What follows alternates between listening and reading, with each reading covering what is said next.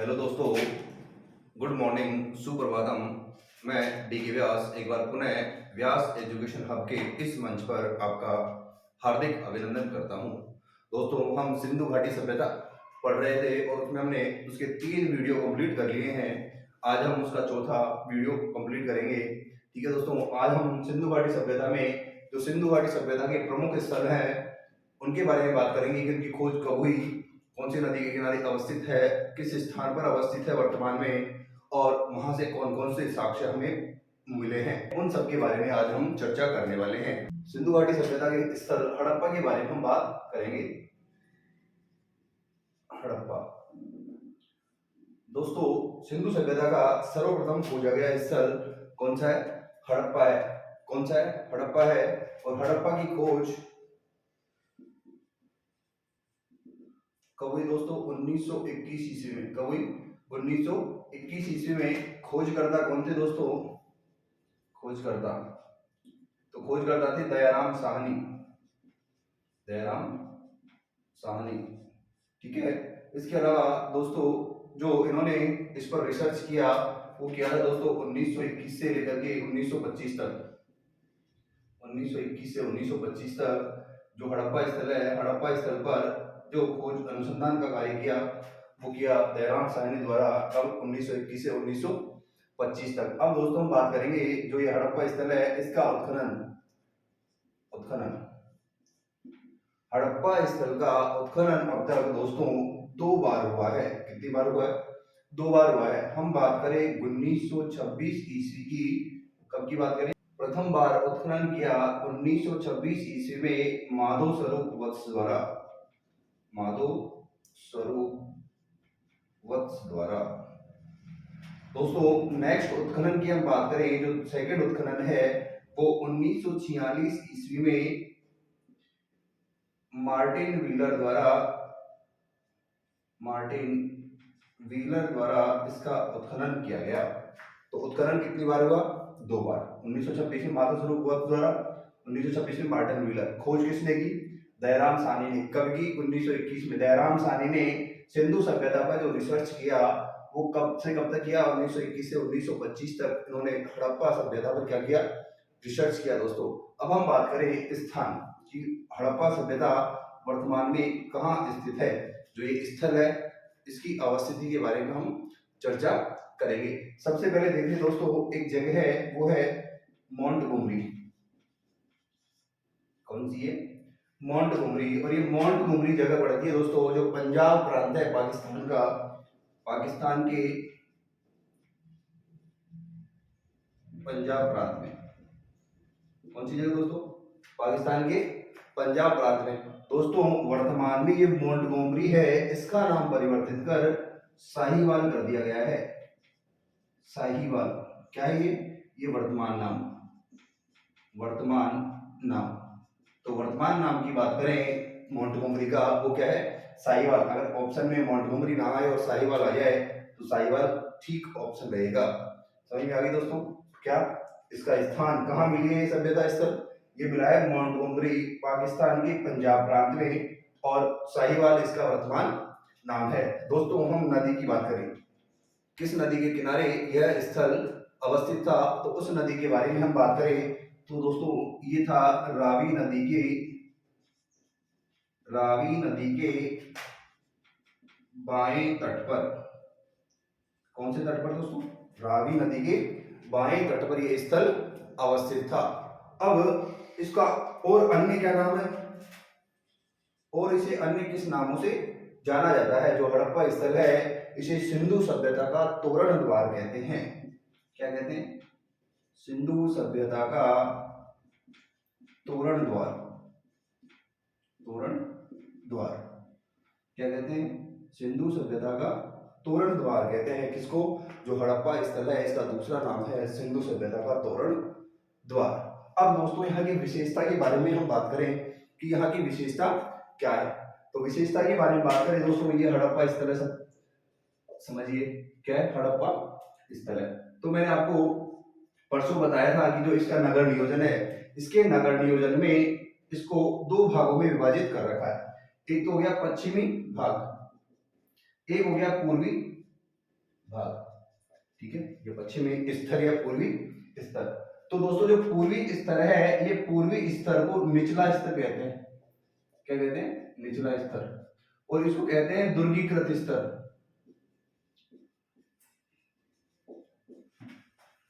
क्या कहते हैं? जो पूर्वी भाग है उसे निचला स्तर और जो पश्चिमी भाग है उसे दुर्गीकृत स्तर कहते हैं।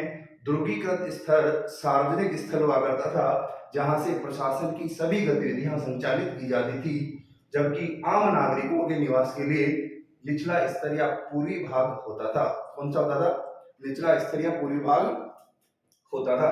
तो मैंने आपको बताया कि आप राजस्थान के मानचित्र को देखो तो पूर्वी भाग में कम दुर्ग और पश्चिमी भाग में ज्यादा दुर्ग। तो अपन को अनुमान लगाना है अपन को सीखने की दृष्टि से कि पश्चिमी भाग कैसा था?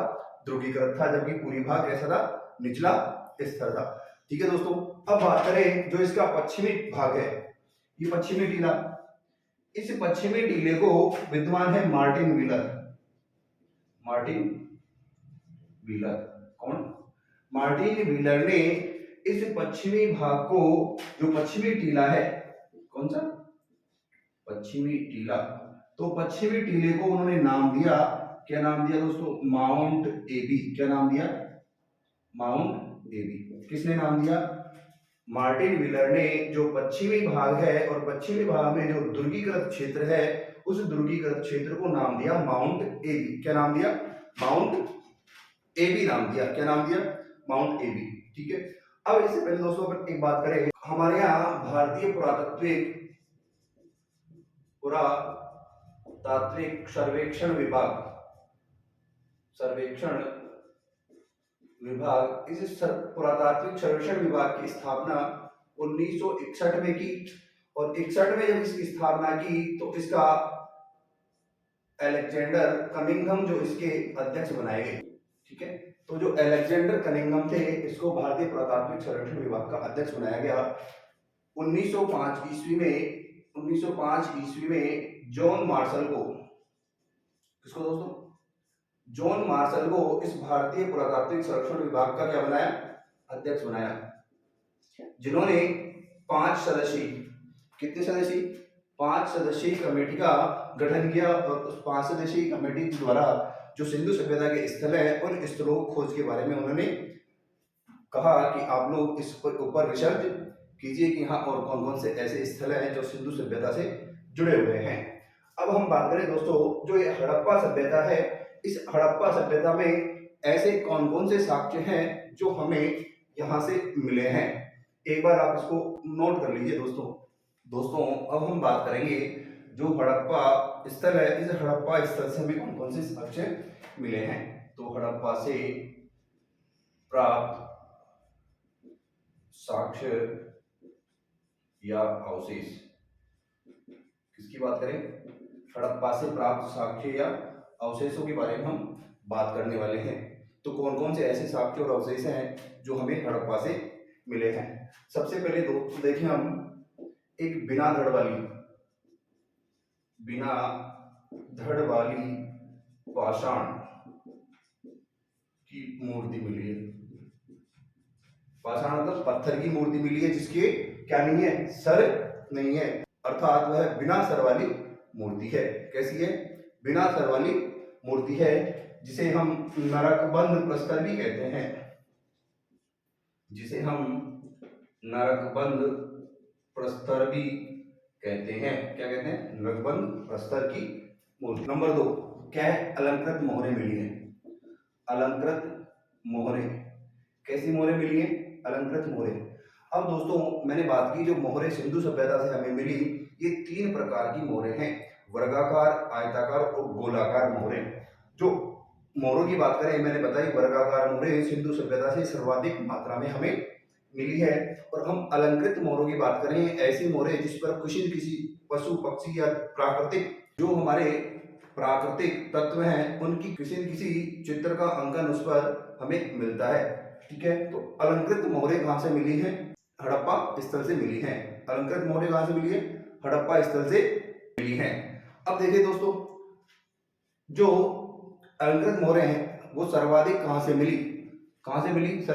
सर्वाधिक हड़प्पा से मिली है। जबकि मोहरों की बात करें, केवल मोहरों की बात हो तो सर्वाधिक मोहरें कहाँ से मिली? तो सर्वाधिक मोहरें मोहनजोदड़ो से मिली है। कहाँ से मिली है सर्वाधिक मोहरें? मोहनजोदड़ो से। और अलंकृत सर्वाधिक मोहरें कहाँ से मिली है? सर्वाधिक अलंकृत मोहरें मिली हैं हड़प्पा स्थल से।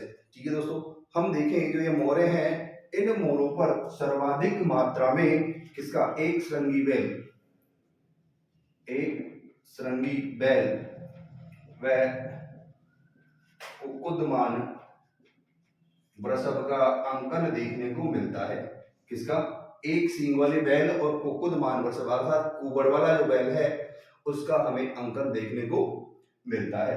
नेक्स्ट जो तीसरा अवशेष हमें मिला है वो अवशेष है दोस्तों सामूहिक कब्रें। तीसरा है दोस्तों सामूहिक कब्र, और ये मिली है हमें मुख्यतः दो कब्रें देखते हैं हम। तो कब्र एक तो एच है, कौन सी? कब्र एच और R37, ये दो कब्रें हैं दोस्तों। जो एच कब्र है यहाँ से सिंधु सभ्यता की लिपि की सर्वप्रथम पहचान अर्थात सिंधु लिपि के प्रथम साक्ष्य कहां से मिले? एच कब्र से मिले हैं। जो हड़प्पा स्थल है, हड़प्पा स्थल से प्राप्त एच कब्रिस्तान से सिंधु लिपि के प्रथम साक्ष्य, सिंधु लिपि के प्रथम साक्ष्य मिले हैं। कहां से? एच कब्रिस्तान से। ठीक है दोस्तों, अब जो चौथा साक्ष्य है उसके बारे में हम बात करें दोस्तों, वो है स्वास्तिक का चिन्ह। किसका? स्वास्तिक का चिन्ह।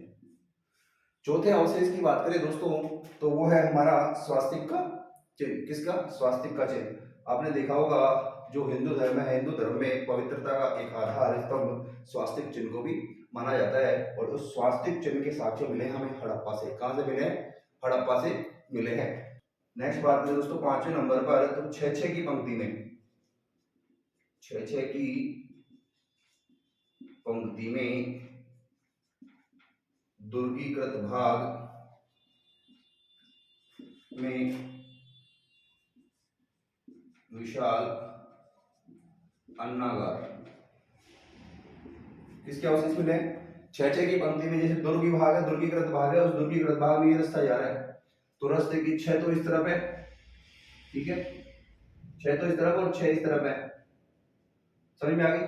तो 6-6 की पंक्ति में विशाल अन्नागार मिले हैं, जो कि हम कहें कि जो अन्नागार मिले हैं ये सिंधु सभ्यता की दूसरी विशाल इमारतें हैं।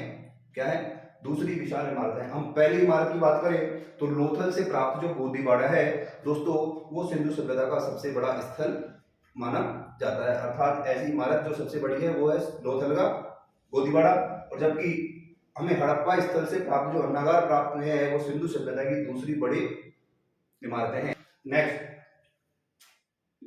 दोस्तों एक बात और, जो ये अन्नागार मिले इन अन्नागारों से हमें जौ और चावल के साक्ष्य मिले। किसके साक्ष्य मिले?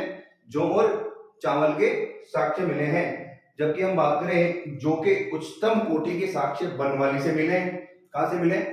बनवाली से। और चावल के प्राचीनतम साक्ष्य इलाहाबाद के कोल्डी हवा से मिले। और सिंधु सभ्यता में चावल के प्रथम साक्ष्य लोथल से मिले हैं। कहां से मिले? लोथल से मिले हैं। जबकि चावल की भूसी के साक्ष्य रंगपुर और कालीबंगा से देखने को मिलते हैं। नेक्स्ट दोस्तों छठा साक्ष्य है उस पर हम बात करें, वो है कांसा गलाने की भट्टी। कांसा गलाने की भट्टी क्या है? कांसा गलाने की भट्टी। नेक्स्ट है सातवां, तो सातवें के बारे में बात करें दोस्तों, वह है कांसे का दर्पण। दर्पण प्रसाधन मंजूषा, अर्थात साज सज्जा की जो पेटी होती है ना उसे कहते हैं। तो ये अभी यही नहीं है कि साहब आज के लोग ही दर्पण का प्रयोग करते हैं, तो हमारे जो पूर्वज है वो भी कांसे के दर्पण का प्रयोग करते थे। तो ये सातवां हो गया कांसे का दर्पण। नेक्स्ट 8वें की बात करें दोस्तों, तो 8वां है बकरे के साथ मानव के समाधान की साक्ष्य। समाधान की साक्ष्य अर्थात बकरे के साथ किसी व्यक्ति को क्या किया गया? दफनाया गया था, तो उसके साक्ष्य हमें हड़प्पा स्थल से देखने को मिले हैं। नेक्स्ट 9 नंबर की बात करें दोस्तों, काली पत्थर से निर्मित नर्तकी की मूर्ति। क्या मिली दोस्तों? काले पत्थर से निर्मित एक नर्तकी की मूर्ति मिली है, जो कि किसके, जिसे नटराज के समकक्ष माना गया है।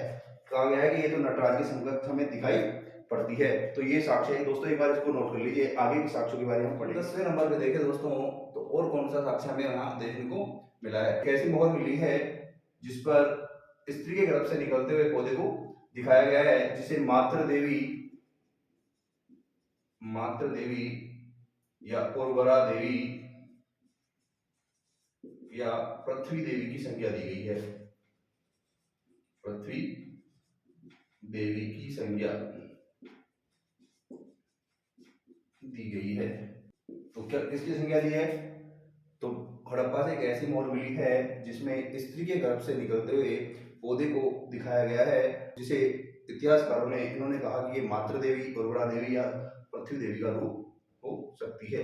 नेक्स्ट हम बात करें 11वें नंबर पे दोस्तों। तो 11वें नंबर पे है कि जो हड़प्पा का टीला है, उस हड़प्पा के टीले से जो मजदूर लोग हैं, हड़प्पा के टीले से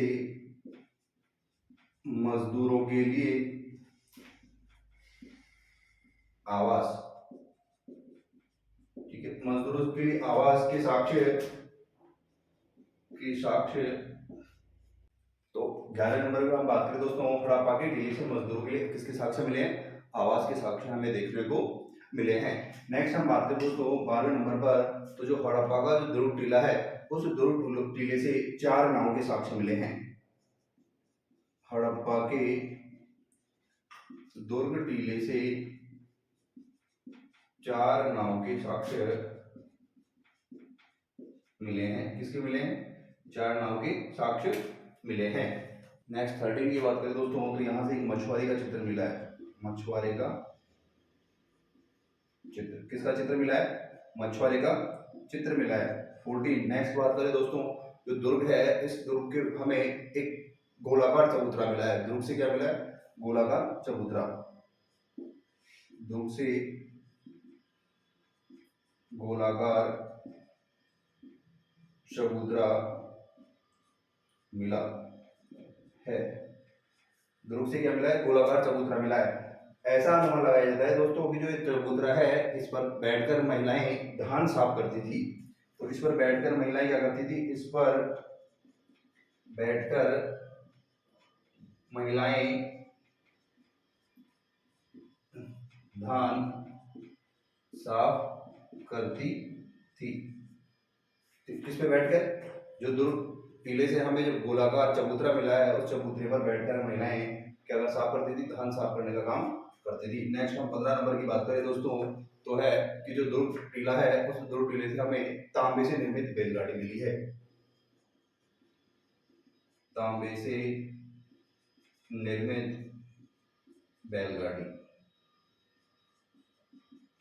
गाड़ी के साक्ष्य, तांबे से निर्मित बैलगाड़ी के साक्ष्य मिले हैं। अब हम बात करें दोस्तों, जो सिंधु सभ्यता का स्थल हड़प्पा है, इसे ऋग्वेद में हरियूपिया कहा गया है।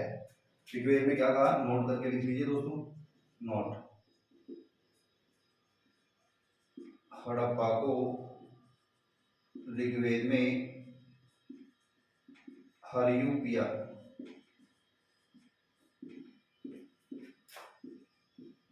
कहा गया है।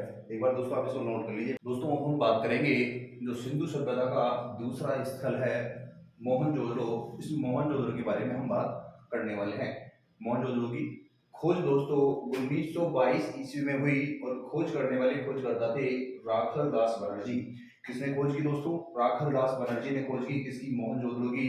मोहनजोदड़ो का दोस्तों शाब्दिक अर्थ क्या होता है? मृतकों का टीला। क्या होता है? मोहनजोदड़ो का शाब्दिक अर्थ होता है दोस्तों मृतकों का टीला। कौन से स्थान से हमें मोहनजोदड़ो के साक्ष्य मिले हैं? तो वो स्थान है दोस्तों लरकाना, एक स्थान पड़ता है कहाँ पे? सिंध पाकिस्तान में। कहाँ पड़ता है? सिंध पाकिस्तान में। तो कौन सी नदी के किनारे है मोहनजोदड़ो अवस्थित है? तो ये सिंधु नदी के दाएं तट पर मोहनजोदड़ो जो स्थल है वो अवस्थित था। अन्य नाम बात करें, सिंधु जो मोहनजोदड़ो है इसे और किस नाम से जाना जाता है? तो दोस्तों इसे सिंध का नखलिस्तान कहते हैं। क्या कहते हैं? सिंध का नखलिस्तान कहते हैं। दोस्तों इसकी विशेषता की बात करें तो यह एकमात्र ऐसा स्थल है जो 8 बार उजड़कर 9 बार बसा हुआ है। कितनी बार? 8 बार उजड़ गया और 9वीं बार बसा, जिसके हमें 7 क्रमिक स्तर दिखाई पड़ते हैं। कितने स्तर देखने को मिलते हैं? 7 क्रमिक स्तर इसके हमें देखने को मिले हैं, अर्थात इनके साक्ष्य हमें मिले हैं। जो प्राप्त अवशेषों की बात करें दोस्तों, तो प्राप्त अवशेषों में हम बात करें, जो इसका पहला अवशेष है वो विशाल या बृहत स्नानागार। विशाल या बृहत स्नानागार के बारे में हम बात करें कि जो ये विशाल और बृहत स्नानागार है, ये मोहनजोदड़ो का सबसे बड़ा सार्वजनिक स्थल है। सबसे बड़ा सार्वजनिक स्थल, ठीक है। जबकि हम बात करें दोस्तों, जो मोहनजोदड़ो से प्राप्त विशाल अन्नागार है, ये मोहनजोदड़ो का सबसे बड़ी इमारत है। मोहनजोदड़ो की सबसे बड़ी इमारत, तो सबसे बड़ी इमारत तो कौन सी है दोस्तों? वो है यहाँ से प्राप्त जो विशाल अन्नागार है, ये मोहनजोदड़ो की सबसे बड़ी इमारत है। जो विशाल और बृहद स्नानागार है, ये मोहनजोदड़ो का सबसे बड़ा सार्वजनिक स्थल है। अब दोस्तों ये विशाल स्नानागार की कुछ विशेषताएं, उन विशेषताओं के बारे में हम चर्चा करने वाले हैं। दोस्तों इस स्नानागार की लंबाई 39 फीट है। कितने फीट है? 39 फीट है।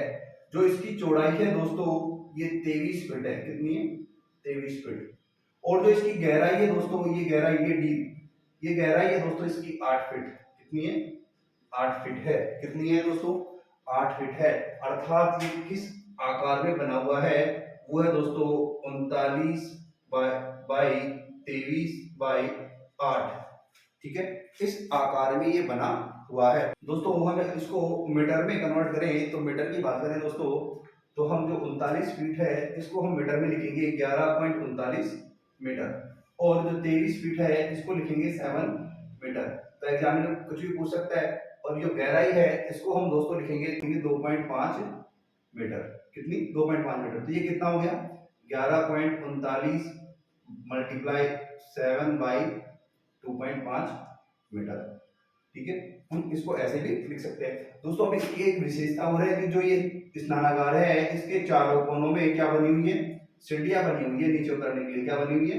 सीढ़ियां बनी हुई है। क्या बनी हुई है? सीढ़ियां बनी हुई है। तो जो विशाल या बृहद स्नानागार है, ये मोहनजोदड़ो का सबसे बड़ा सार्वजनिक स्थल था दोस्तों। और जो यहाँ का विशाल अन्नागार है, वो मोहनजोदड़ो की सबसे बड़ी इमारत थी।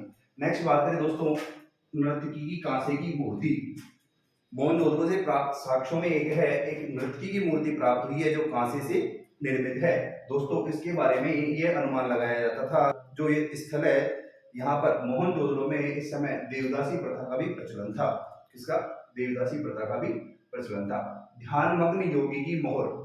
जॉन मार्शल महोदय को मोहनजोदड़ो से एक ध्यानमग्न योगी की मोहर मिली है, जिसे जॉन मार्शल ने आद्यतम शिव या पशुपति शिव की संज्ञा दी है। नेक्स्ट बात करें दोस्तों, जल भंडारण हेतु कुएं के साक्ष्य। किसके? जल भंडारण के लिए। तो जल भंडारण करने के लिए यहाँ पर कुएं के साक्ष्य मिले हैं कि यहाँ लोग जल को एकत्रित, अर्थात वर्षा का जो जल होता था उसको एकत्रित करने के लिए किसका प्रयोग करते थे? कुओं का प्रयोग करते थे। दोस्तों मोहनजोदड़ो से कुषाणकालीन बौद्ध स्तूप के साक्ष्य मिले हैं। बहुत इंपॉर्टेंट है दोस्तों।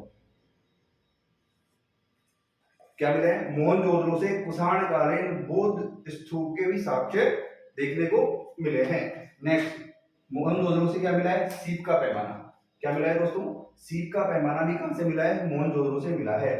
पंडितों के आवास, अर्थात जो पुरोहित होते थे इस समय, उन पुरोहितों के घर के साक्ष्य भी हमें मोहनजोदड़ो से देखने को मिलते हैं। नेक्स्ट है दोस्तों, मंगोलियन पुजारी का सिर। किसका सिर? मंगोलियन पुजारी के सिर का साक्ष्य भी कहां से मिला है? मोहनजोदड़ो से मिला है। ये भी इंपॉर्टेंट है दोस्तों। नेक्स्ट बात करें दोस्तों, सूती और ऊनी वस्त्रों के साक्ष्य भी हमें मोहनजोदड़ो से देखने को मिले हैं। एक विद्यालय, एक महाविद्यालय जैसा एक भवन बना हुआ है, जिसके बारे में अनुमान लगाया गया कि यहाँ पर भी शिक्षा की व्यवस्था होती होगी। तो एक महाविद्यालय भवन के भी साक्ष्य कहां से देखने को मिले हैं? मोहनजोदड़ो से हमें देखने को मिले हैं। यहाँ एक गले हुए तांबे के ढेर के साक्ष्य मिले, अर्थात एक जगह तांबे का बहुत सारा ढेर मिला है, जो गली हुई अवस्था में है। तो गले हुए तांबे के ढेर भी यहाँ से हमें देखने को मिले हैं। एक ऐसी मोहर मिली है जॉन मार्शल को जिस पर बाघ के साथ मानव को लड़ते हुए दिखाया गया है। बाघ के साथ मानव को लड़ते हुए दिखाया गया है, जिसके लिए जॉन मार्शल महोदय ने कहा कि जो ये स्थिति है, इस स्थिति को बेबीलोनिया के साहित्य गिलगिमेश, ठीक है, गिलगिमेश से लिया गया है। किसे लिया गया? गिलगिमेश से लिया गया है। तो दोस्तों यह है आपका मोहनजोदड़ो स्थल, और यहाँ से प्राप्त कुछ महत्वपूर्ण अवशेष है उनके बारे में हमने पढ़ा। अब इसके बाद हम नेक्स्ट जो टॉपिक है उसके बारे में पढ़ेंगे। एक बार आप इसको नोट कर लीजिए। दोस्तों अब हम बात करेंगे सिंधु सभ्यता के जो तीसरा स्थल है उसके बारे में, वो है चंदुड़ो। चंदुड़ो की खोज दोस्तों 1931 ईस्वी में एनजी मजूमदार, नानी गोपाल मजूमदार द्वारा की गई, जबकि इसका उत्खनन 1935 ईस्वी में अर्नेस्ट मेके द्वारा किया गया। दोस्तों ये स्थान सिंध पाकिस्तान में अवस्थित है और सिंधु नदी के तट पर स्थित है। कौन सी नदी के तट पर? सिंधु नदी के तट पर स्थित है। चंदुड़ो को सिंधु सभ्यता का औद्योगिक नगर कहते हैं। क्या कहते हैं? सिंधु सभ्यता का औद्योगिक नगर कहते हैं। दोस्तों सिंधु सभ्यता का एकमात्र स्थल ऐसा है जहां से दुर्ग के साक्ष्य हमें नहीं मिले हैं, जबकि यहाँ से झूकर व झाकर संस्कृति के हमें साक्ष्य देखने को मिले हैं। दोस्तों बात करें झूकर एंड झांगर। क्या है झूकर और झांगर? झूकर का मतलब है नगरीय व ग्रामीण। तो नगरीय और ग्रामीण संस्कृति के अवशेष हमें कहां से देखने को मिले दोस्तों? चंदुड़ो से देखने को मिले हैं। इसके अलावा दोस्तों हम बात करें कि यहाँ से हमें कौन कौन सी वस्तुएं मिले हैं, कौन कौन से ऐसे साक्ष्य हैं जो हमें चंदुड़ो से मिले हैं, तो उनके बारे में हम बात करें दोस्तों। मनके बनाने का कारखाना, मनके बनाने का कारखाना हमें कहां से मिला है? चंदुड़ो से मिला है। और लोथल से भी हमें क्या मिलेगा?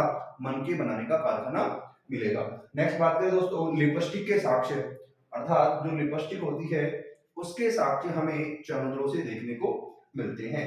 पीतल की इक्का गाड़ी, एक गाड़ी है जो पीतल से बनी हुई है, उस पीतल से बनी हुई इक्का गाड़ी के साक्ष्य भी हमें चंदुड़ो से देखने को मिलते हैं। वक्राकार ईंटों के साक्ष्य कहां से देखने को मिले? चंदुड़ो से देखने को मिलते हैं।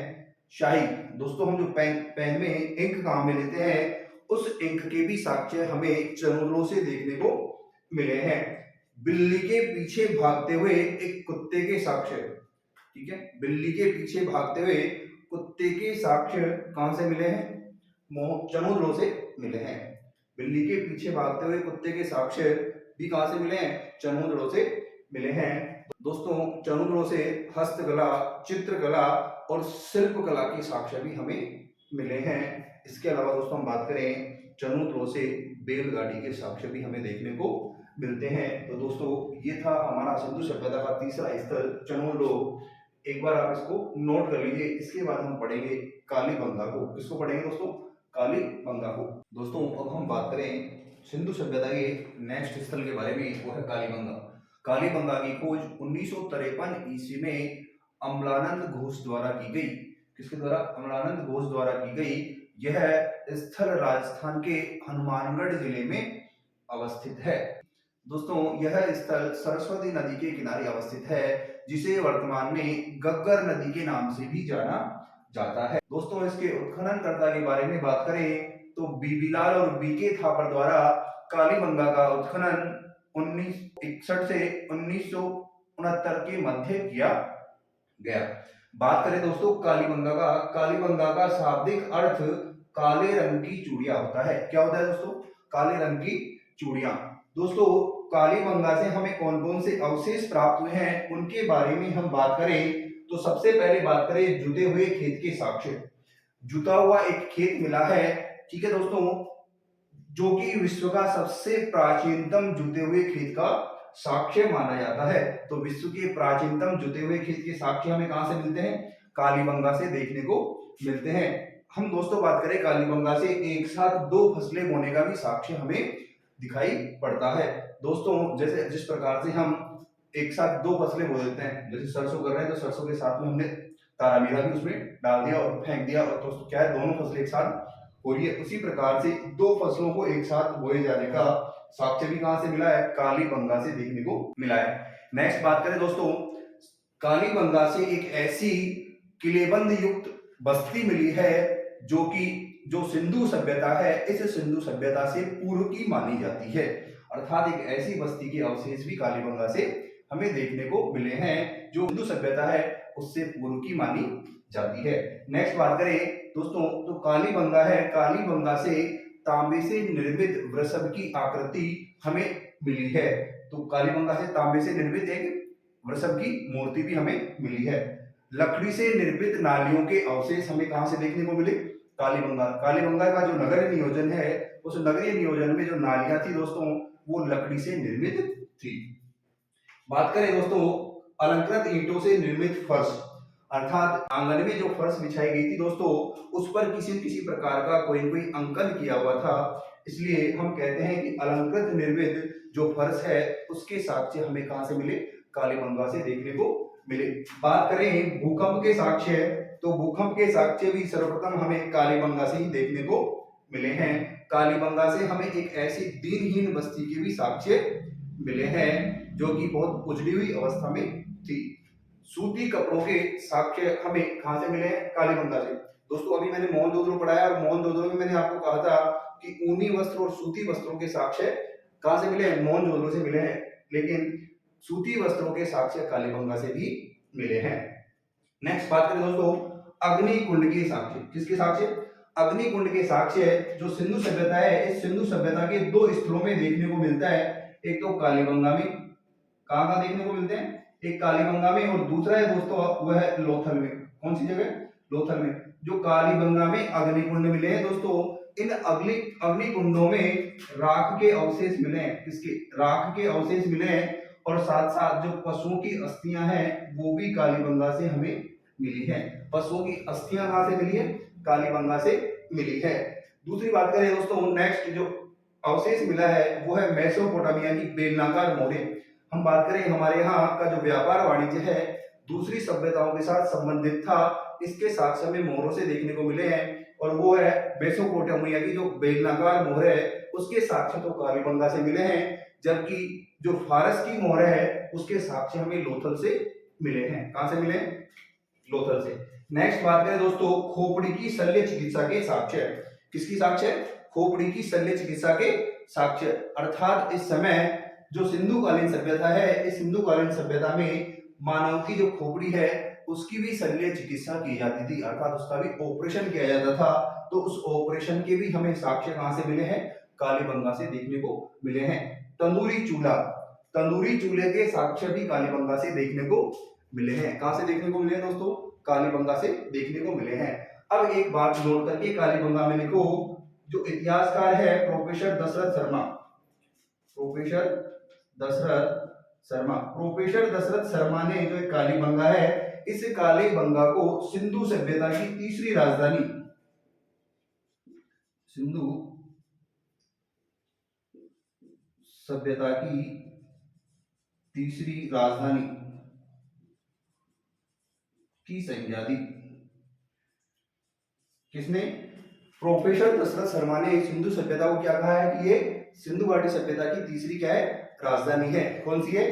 तीसरी राजधानी है।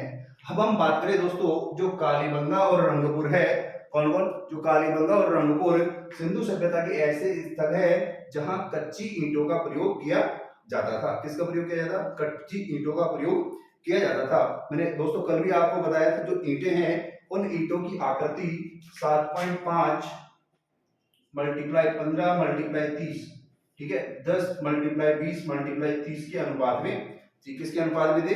10 मल्टीप्लाई 20 मल्टीप्लाई 30 के अनुपात में ये ईंटों की आकृति हमें दिखाई पड़ती है। दोस्तों ये हो गया हमारा कालीबंगा। इसके बाद हम पढ़ने वाले हैं लोथल। एक बार आप इसको नोट कर लीजिए। दोस्तों अब हम सिंधु सभ्यता के नेक्स्ट स्थल के बारे में बात करें तो नेक्स्ट स्थल है दोस्तों वो है रंगपुर। रंगपुर दोस्तों आजादी के बाद, स्वतंत्र भारत के बाद सिंधु सभ्यता का खोजा गया प्रथम स्थल है। तो यहां लिख सकते हो दोस्तों स्वतंत्र भारत का खोजा गया प्रथम स्थल। तो सिंधु सभ्यता का स्वतंत्र भारत में खोजा गया प्रथम स्थल कौन सा है? रंगपुर, जिसकी खोज 1953 ईस्वी में एसआर राव द्वारा की गई। दोस्तों यह स्थल अहमदाबाद में जो काठियावाड़ क्षेत्र है, दोस्तों यह स्थल काठियावाड़ अहमदाबाद गुजरात में अवस्थित है। मादर नदी के किनारे पे यह स्थल अवस्थित है। हम बात करें दोस्तों, यहाँ से चावल की भूसी के साक्ष्य हमें मिले हैं, लोथल से और रंगपुर से चावल की भूसी के साक्ष्य हमें देखने को मिले हैं। हम बात करें दोस्तों नेक्स्ट स्थल की, तो वो है लोथल। कौन सा है दोस्तों? लोथल। लोथल की खोज 1954 ईस्वी में एसआर राव, श्री रंगनाथ राव द्वारा की गई और ये भी कहाँ है? अहमदाबाद गुजरात राज्य में अवस्थित है। नदी है दोस्तों भोगवा नदी के किनारे लोथल स्थल अवस्थित है। इसको अन्य किस नाम से जाना जाता है? तो वो नाम है दोस्तों हड़प्पा का व्यापारिक नगर। लोथल को क्या कहा गया? हड़प्पा का व्यापारिक नगर, अन्य नाम से भी जाना गया। हम साक्ष्यों के बारे में बात करें दोस्तों, तो लोथल से हमें कौन कौन से साक्ष्य मिले हैं? तो सबसे पहले हम बात करें, लोथल से हमें एक गोदीबाड़ा प्राप्त हुआ है। गोदीबाड़ा से तात्पर्य दोस्तों ऐसा स्थान जहां जहाज आकर के रुकते हैं, ठीक है, उसे कहा गया है गोदीबाड़ा। तो जहाजों का जो रुकने का स्थान है वो क्या था? गोदीबाड़ा। गोदीबाड़ा जो ये स्थल है, इसे सिंधु सभ्यता का सबसे बड़ा स्थल माना गया है, सबसे बड़ी इमारत माना गया है। सिंधु सभ्यता की क्या है? सबसे बड़ी इमारत क्या है? गोदीबाड़ा है। जबकि दूसरी सबसे बड़ी इमारत कौन सी है? हड़प्पा से प्राप्त अन्नागार दूसरी सबसे बड़ी इमारत है। दोस्तों और क्या क्या मिला? मनके बनाने का कारखाना। हमने पीछे देखा कि चरुद्रो से भी हमें क्या मिला है? मनके बनाने का कारखाना मिला है, और लोथल से भी क्या मिला है? मनके बनाने का कारखाना मिला है। नेक्स्ट बात करें दोस्तों, हाथी दांत का पैमाना। हाथी के दांत से बने हुआ एक पैमाना जो कि साक्ष्य के रूप में मिला है रंगपुर से। चक्की के दो पार्टों के साक्ष्य। दोस्तों लोथल एकमात्र ऐसा स्थल है जहां से चक्की के दो पार्ट के साक्ष्य मिले हैं। इससे ये पता चलता है कि यहाँ लोग अनाज को चक्की में पीसकर खाने का काम करते थे। अर्थात जो चक्की के दो पार्ट है वो कहां से मिले हैं? रंगपुर से मिले हैं। पारस की मोहरों के साक्ष्य। पारस की मोहर मैंने बताई अभी थोड़ी देर पहले कि मेसोपोटामिया की मोहरें तो मिली है कालीबंगा से, और फारस की मोहरें हमें मिली है रंगपुर से। कहां से मिली है? हमें रंगपुर से मिली है। हवन कुंड और यज्ञ वेदी के साक्ष्य। कालीबंगा और लोथल दो स्थल ऐसे हैं जहां से यज्ञ और हवन कुंड के साक्ष्य मिले हैं। घोड़े की मण मूर्ति के साक्ष्य, अर्थात घोड़े की मिट्टी से बनी हुई एक मूर्ति कहां से मिली है दोस्तों? हमें लोथल से मिली है दोस्तों। जबकि घोड़े के साक्ष्य हमें मिले हैं सुरकोटड़ा से। कहां से मिले? सुरकोटड़ा से। लेकिन कब मिले? अंतिम अवसरों पर मिले दोस्तों। लेकिन ये कहा जाता है कि घोड़ा सिंधु सभ्यता में जो पशु है, पशु के रूप में नहीं पाला जाता था। तो घोड़े के साक्ष्य अंतिम समय में मिले, ठीक है। कहाँ मिले? सुरकोटड़ा में मिले। लेकिन घोड़े की हमें मणिमूर्ति देखने को मिली, कहां से मिली है? वो लोथल से हमें देखने को मिली है। नेक्स्ट बात करें दोस्तों, एक ऐसा मिट्टी का बर्तन मिला है लोथल से जिस पर जो विष्णु शर्मा की जो पंचतंत्र है, उस पंचतंत्र की कहानी चालाक लोमड़ी के साक्ष्य उस पर अंकित है। अर्थात उसके चित्र किस पर अंकित है? उस मर्दभांड पर अंकित है। तो चालाक लोमड़ी के साक्ष्य वाला मर्दभांड कहां से मिला है? हमें लोथल से मिला है। नेक्स्ट मिला है दोस्तों में युग्म समाधान। दोस्तों लोथल से एक ऐसी कब्र मिली है जिसमें 3 शवों को एक साथ दफनाया गया है। अर्थात आपसे पूछा जाए युग्म समाधान के साक्ष्य कहां से मिले, तो लोथल से मिले हैं। मिट्टी के जहाज का नमूना कहां से मिला है दोस्तों? मिट्टी के जहाज का नमूना मिला है कहां से? लोथल से मिला है।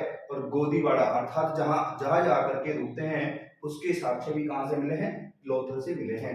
बांट माप और तोल, यहाँ के लोग वस्तुओं को अपनी तोल माप और बांट के आधार पर बेचते थे। इसके साक्ष्य भी हमें कहां से मिले हैं? लोथल से मिले हैं। दोस्तों लोथल से एक मम्मी मिली है जो कि किसकी बनी हुई है? मिट्टी की बनी हुई है। मम्मी से तात्पर्य दोस्तों हमने देखा है कि जो गाजा और गाजा के पिरामिड है, जो मिस्र के पिरामिड है, उन पिरामिडों में जो प्राचीन काल में जो लोग जिनकी मृत्यु हो जाती थी उनको लंबे समय तक उन पिरामिडों में जीवित रखा जाता था। तो ऐसी मम्मी एक मिट्टी की बनी हुई है, वो कहां से मिली है? वो हमें मिली है लोथल से मिली है। दोस्तों आप इसको अब एक बार नोट कर लीजिए। दोस्तों अब हम सिंधु सभ्यता के नेक्स्ट स्थल कोट दीजी के बारे में बात करेंगे। कोट दीजी की खोज 1953 ईस्वी में फजल अहमद द्वारा की गई। दोस्तों ये वर्तमान खैरपुर सिंध प्रांत जो पाकिस्तान का है वहां अवस्थित है। और सिंधु नदी के किनारे अवस्थित है। दोस्तों, कोटदीजी से हमें पत्थर से बने हुए बाणाग्रह मिले हैं। क्या मिले हैं? पत्थर से निर्मित बाणाग्रह के साक्ष्य कहां से मिले हैं? कोटदीजी से मिले हैं। नेक्स्ट दोस्तों, रोपड़। रोपड़ की खोज 1953 ईस्वी में यज्ञदत्त शर्मा द्वारा की गई।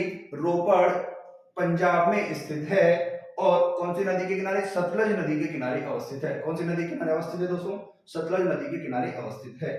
रोपड़ से हमें मानव के साथ कुत्ते को दफनाने के साक्ष्य मिले हैं। मानव के साथ कुत्ते को दफनाने के साक्ष्य कहां से मिले हैं? रोपड़ से मिले हैं।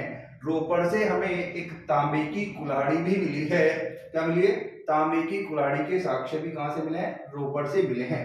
रोपड़ एक ऐसा स्थल है जहां 5 संस्कृतियों के अवशेष हमें देखने को मिलते हैं कि हाँ, विभिन्न प्रकार की जो 5 संस्कृतियां हैं उनका संगम यहाँ पाया जाता था और इन 5 संस्कृतियों की अवशेष कहां से मिले?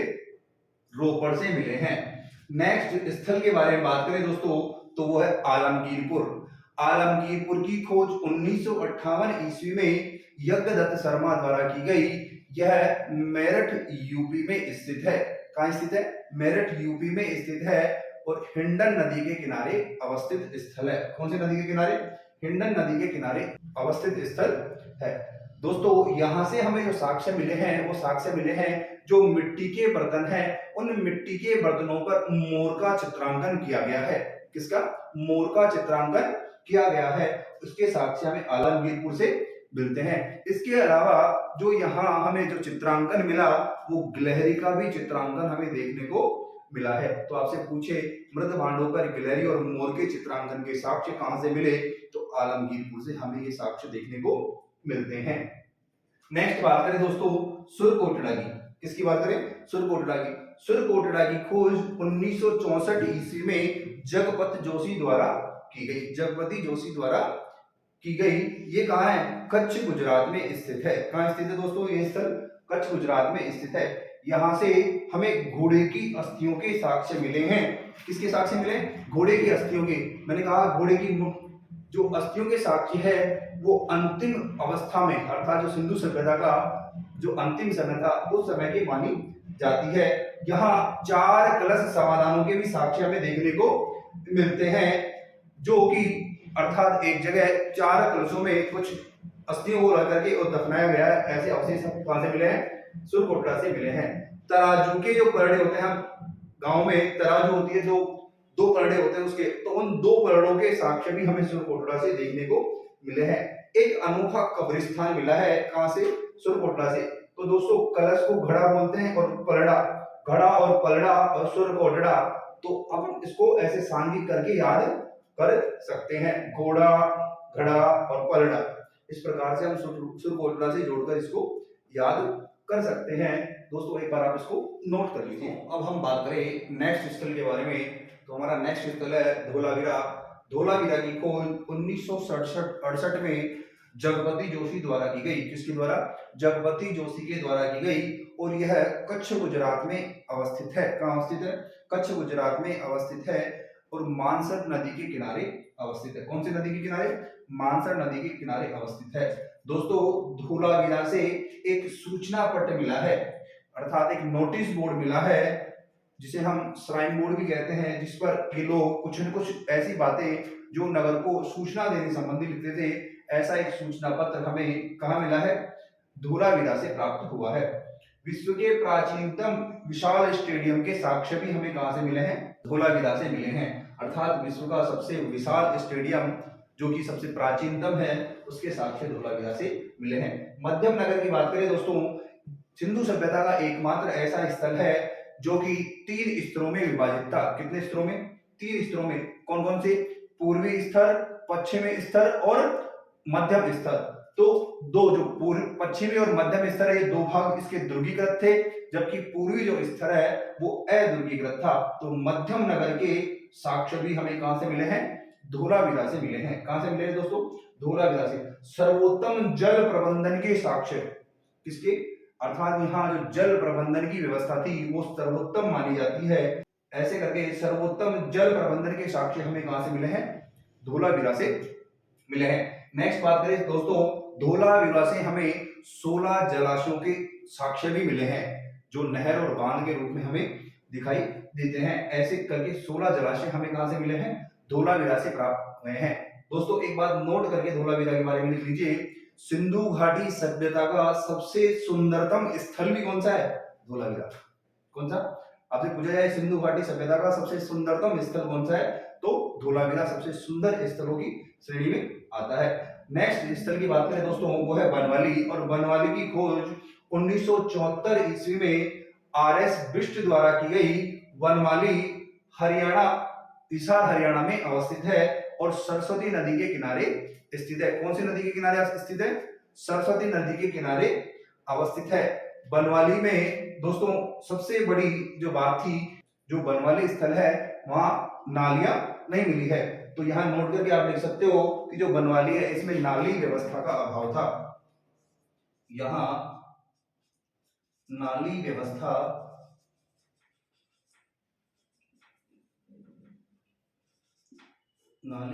का अभाव था। किसका अभाव था? नाली व्यवस्था का अभाव था।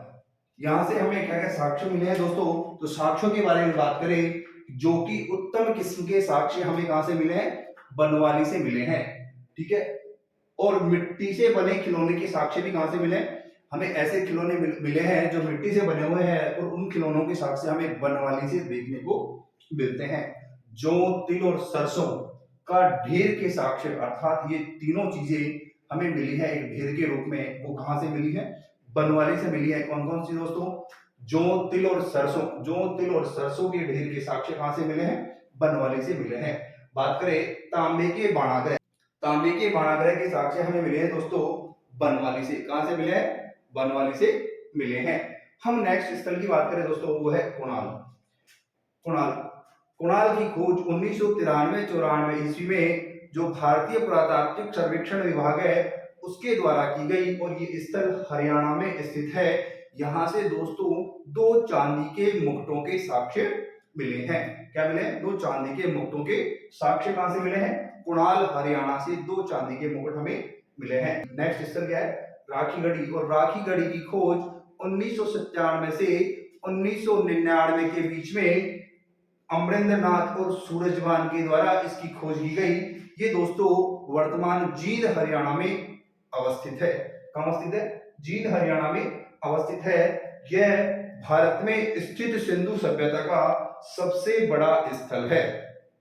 क्या? भारत में स्थित सिंधु सभ्यता का सबसे बड़ा स्थल राखीगढ़ी, जबकि सिंधु सभ्यता का सबसे बड़ा स्थल बात करें तो मोहनजोदड़ो है। कौन सा है दोस्तों?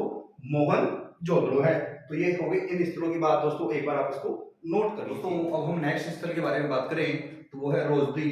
ये रोजदी राजकोट गुजरात में अवस्थित है और भादर नदी के किनारे अवस्थित है। दोस्तों यहाँ से हाथी के साक्ष्य मिले हैं। किसके साक्ष्य मिले? हाथी के साक्ष्य मिले हैं। इसके बाद जो नेक्स्ट स्थल है वो है मीठाथल। क्या है? मीठाथल, और मीठाथल की खोज 1968 में सूरजवान द्वारा की गई, और ये भिवानी हरियाणा में अवस्थित है। कहां अवस्थित है? भिवानी हरियाणा में अवस्थित है। दोस्तों मीठाथल से गहरी खाई के साक्ष्य मिले। ऐसा माना जाता है कि वो 400 मीटर चौड़ी एक गहरी खाई है। 400 मीटर चौड़ी, ठीक है, जिसके लिए कहा जाता है कि ये यमुना नदी की जो प्रवाहिका है, ठीक है, वो मानी जाती है। तो गहरी खाई के साक्ष्य कहां से मिले हैं? मीठाथल से मिले हैं। नेक्स्ट स्थल है दोस्तों दाइमाबाद। दाइमाबाद अहमदनगर महाराष्ट्र में अवस्थित है। कौन सी नदी? प्रवरा नदी के किनारे या गोदावरी नदी के किनारे अवस्थित है। यहां से दोस्तों रथ को चलाते हुए मानव की तांबे की मूर्ति मिली है। रथ को कौन चला रहा है? मानव चला रहा है, और ऐसी तांबे से बनी हुई मूर्ति कहां से मिली है? दाइमाबाद से मिली है। नेक्स्ट दोस्तों नोट करके कुछ डाल लीजिए। हड़प्पा से हमें तरबूज के बीज मिले हैं। किसके बीज मिले दोस्तों? नोट नंबर 1, हड़प्पा से किसके बीज मिले हैं? तरबूज के बीज भी मिले हैं। नोट नंबर 2, हड़प्पा से पासे अर्थात घन की आकृति का पासा मिला है। ठीक है, ऐसा पासा मिला है, और उस पासे की जो आकृति है वो 3 × 3 सेंटीमीटर है। कितनी है? 3 × 3 सेंटीमीटर। और कितने पासे मिले हैं? ऐसे 7 पासे मिले हैं दोस्तों। कितने पासे मिले? सात, तो 7 घन की आकृति के 7 पासों के साक्ष्य भी हड़प्पा से मिले हैं। कहां से मिले? हड़प्पा से मिले। अब दोस्तों हम बात करें जो सिंधु घाटी सभ्यता है, इसके पतन का क्या कारण था कि ये किस प्रकार से इसका विनाश हुआ। तो दोस्तों अलग अलग विद्वानों, अलग अलग इतिहासकारों के अलग अलग मत हैं, उन मतों को हम देखते हैं। पहला, पिगट और व्हीलर महोदय कहते हैं कि जो सिंधु घाटी सभ्यता है, इसके समाप्त होने का कारण आर्यों द्वारा किया गया आक्रमण है। क्या है दोस्तों? आर्यों द्वारा किया गया आक्रमण। तो आर्यों के आक्रमण को जिम्मेदार कौन मानते हैं? पिगट और व्हीलर महोदय। कौन? पिगट और व्हीलर महोदय आर्यों के आक्रमण को सिंधु सभ्यता के पतन का कारण मानते हैं। नेक्स्ट देखिए दोस्तों, जॉन मार्शल, अर्नेस्ट मेके और एस.आर. राव किसको? नदियों द्वारा आई बाढ़, अर्थात नदियों के कारण जो बाढ़ आ गई, उस बाढ़ के कारण सिंधु सभ्यता के पतन को जिम्मेदार मानते हैं। नेक्स्ट देखिए दोस्तों, अम्लानंद घोष और ऑरेल स्टाइन ने जलवायु में होने वाले परिवर्तनों को सिंधु सभ्यता के पतन का कारण माना। तो जलवायु परिवर्तन को अम्लानंद घोष और ऑरेल स्टाइन ने क्या माना? सिंधु सभ्यता के पतन का कारण माना है। नदियों द्वारा मार्ग परिवर्तन के कारण, अर्थात नदियां ने अपना क्या कर दिया? मार्ग बदल लिया। जिस मार्ग से जा रही थी उस मार्ग से उन्होंने दूसरा मार्ग बदल लिया, अर्थात किसी न किसी मानव ने उसके साथ छेड़छाड़ की होगी।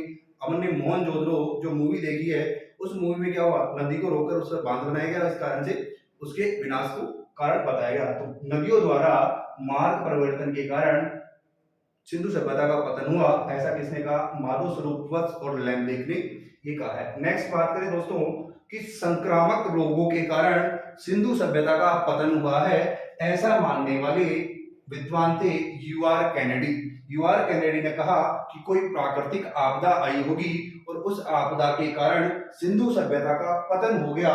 किसने कहा? यूआर कैनेडी ने कहा। नेक्स्ट बात करें दोस्तों, विवर्तनिक विक्षोभों के कारण भी सिंधु सभ्यता का पतन माना गया, और ये कहा रेक्स और एम.आर. साहनी ने। किसने? रेक्स और एम.आर. साहनी ने। दोस्तों हमारा जो सिंधु सभ्यता का पार्ट है वो हमने कंप्लीट कर लिया है। दोस्तों चारों वीडियो एग्जाम के पॉइंट ऑफ व्यू से आपके लिए बहुत इंपॉर्टेंट होने वाले। दोस्तों एक बार आप हमारे इस मंच को ज्यादा से ज्यादा लाइक, शेयर और सब्सक्राइब करें। आपका बहुत बहुत धन्यवाद।